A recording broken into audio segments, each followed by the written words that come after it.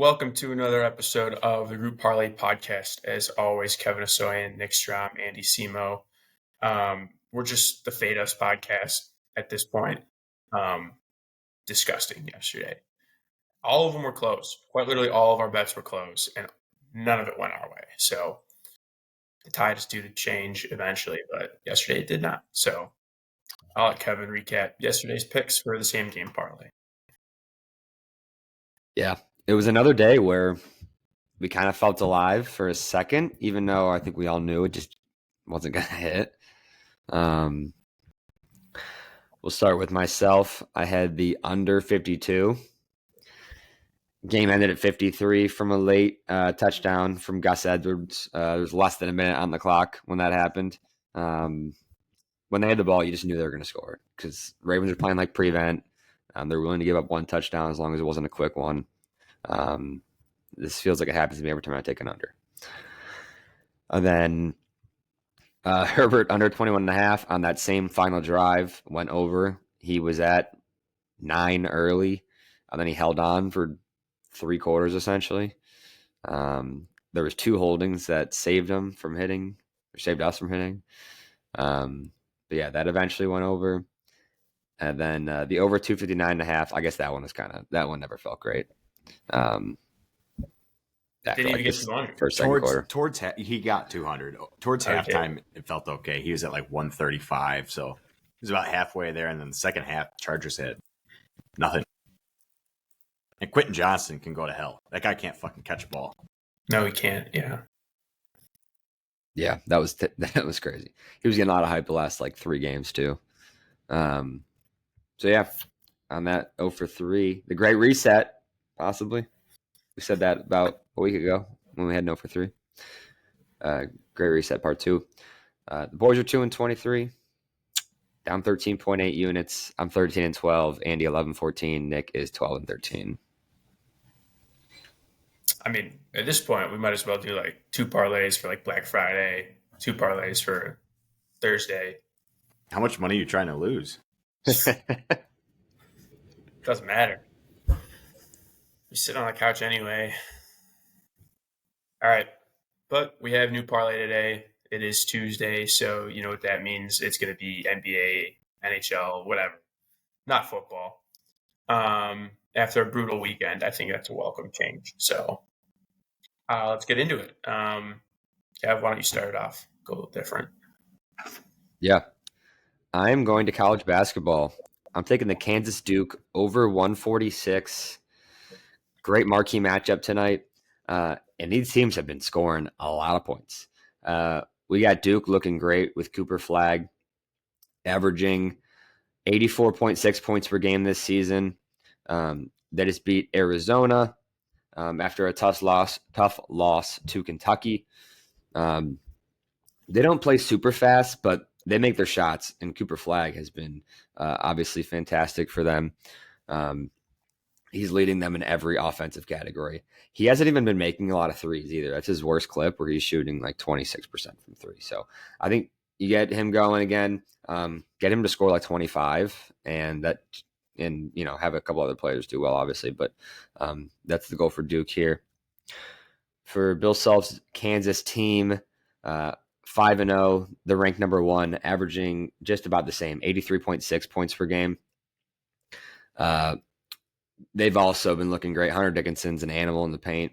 The only good team they've played ranked team is North Carolina, and they put up 92 on them, like against a respectable North Carolina team who's ranked number 9 at the time. So that game was 89-92. That's one of the games I looked at that I like this over, is that Kansas could score a lot, and they still gave up a ton of points. So they're not playing much defense. They're playing really fast. So I'm hoping this Duke can play more like Kansas has been playing in terms of pace, high-scoring games. And 146 is nothing crazy here. You can get almost 10 points less than both teams have been averaging and hit this over. Yeah, the numbers I like, actually. I mean, I don't know anything about college basketball, but except for Kansas and Duke are very good teams typically. So it's still early, but this game is a neutral site in Vegas, so no team dealing with a crazy crowd.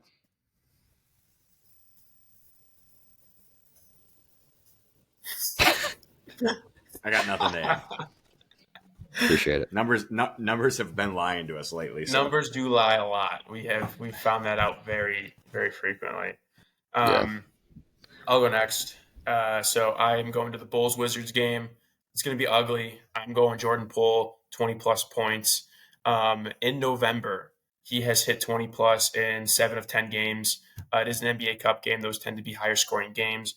These are the two teams that allow the most points to their opponents. The Bulls are number 1. The Wizards are number 2.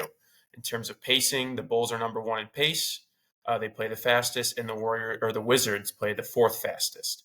So it should be quick. There should be high scoring. Bulls defensively, obviously, they give up a lot of points. They give up the 4th most points to shooting guards at 26.2 points per game. So I love that for Jordan Poole. He's averaging 30 minutes a game. He's shooting the ball 16 times on average. So and he shoots a lot of threes. So if he hits 2 or 3 threes, gets his free throws, gets his points in the paint, he should hit this number no problem. I mean, this should be a very, very high scoring game. So, and he's their trigger man. Props to you for figuring out when the NBA and season games are. Tuesdays and Fridays. Good job, Andy. I love this pick, actually. I like this pick a lot. Go ahead. He's made 3 or more threes in 7 of his last 8. That helps a lot, too. Yeah, he'll go 0 for 7 today because we picked him. Hands down. Yeah, that's the trend. That's the trend. I was this close to taking the Bulls, but didn't want to take shit. I would have given you the Bulls for sure. You could have. I mean, the Wizards have lost 10 straight. 11. System play. It's kind of a system play. But Right, Bulls, Strom. 4.5 point favorites? It's tasty. Yeah, not much. Round us out, Strom. Yeah. I'm going Wemby, 40-plus points, rebounds, assists. He's gone over the summer in 5 straight, and he's been putting up a lot more shots lately. Over that span, he's averaging 22 shots a game, and he's been shooting a lot of threes, so he's putting up a lot of points. His rebounds has fluctuated a little bit, but he can get you 16 some nights. He'll get you 7 some nights. And he's actually been dishing the ball a little bit more lately, which is good to see here. He's gone over twice against this Jazz team, who has one of the worst defenses against opposing centers in the league, allowing 26 points a game, 16 boards a game, 4 assists a game. So I think Wemby's going to have a big game. Walker Kessler is not going to stop Wemby. Hopefully he can score some points here. I need at least 25 from him. He's been putting up points lately, so It's because everyone else is hurt. I like that this is against the Jazz for sure. Yeah, I was, I looked at it, I sent it, and then I started looking in the stats against the Jazz, and they allow, if you want to look at FanDuel fantasy points, whatever, the most to opposing centers. So they got the worst defense. And he's been chucking up a lot of threes. His last 4, 13 3 attempts, 13, 16, 12. Chucking them up. Wemby? Wow. That's a rip. Okay.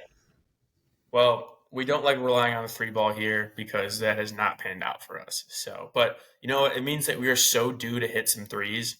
Some of our players are due to hit threes. Like, you can't go 0 for 19 with the 2 best 3-point scorers in the league and just go, oh yeah, it's never gonna hit.